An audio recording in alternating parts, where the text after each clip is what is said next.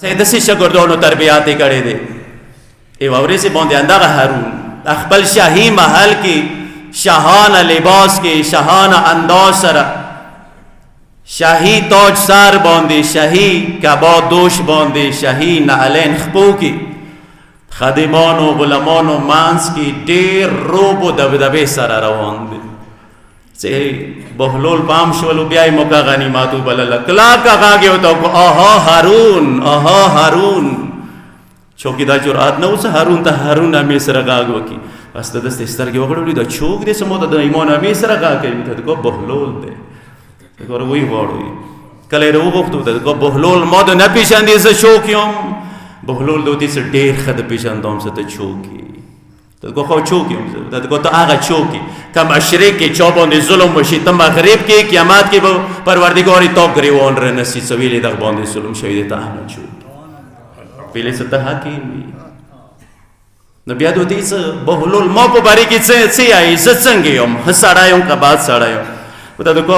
مو نه څه پوښتنه کوي خو قرآن به فیصله وغواړو قرآن دی یایي ان الابرار لفی نعیم و ان الفجار لفی جحیم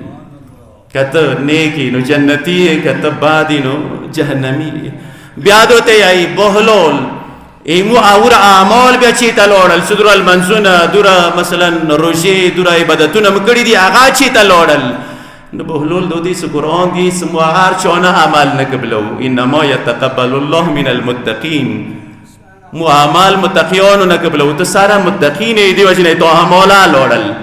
نو بیا دوته څه بهلول ټیک دی اعمال ملوړل خو خدای رحمت خو ډیر وسیع دی کېدای شي محتاج وي راکي ته کو نه خدای رحمت کې هر چوته زوی نویر کوي ان رحمت الله قریب من المحسنین ای خدای رحمت محسنان سره احسان کولی ولا سره نږدې دی ته محسن نه ته ظالم یې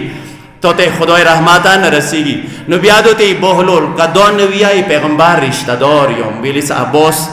بنی عباس یا پیغمبر عباس پیغمبر ترو امغه ناسل نیو نو ته کو دویاتو ته فایده نه دیر کوي ویلی قرآن دی فلا انصاب بینهم یومئذ ولا یتساءلون قیامت ورځ حساب و نصاب نه چلیږي خپل اعمال سره یې سربت سي څنګه لدینا نه امید شو د کو خو پیغمبر شفاعت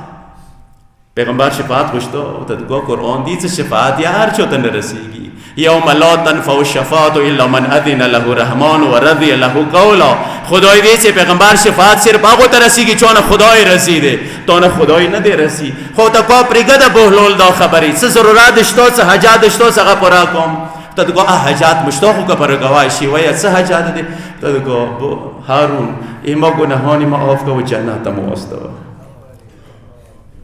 ته کو دغمونه نه کی خورې دلې مدي څه قرضا دې در باندې قرضا به ته ادا کوم ته کو هارون عجیب خبرې کوي قرضې سره نه ادا کیږي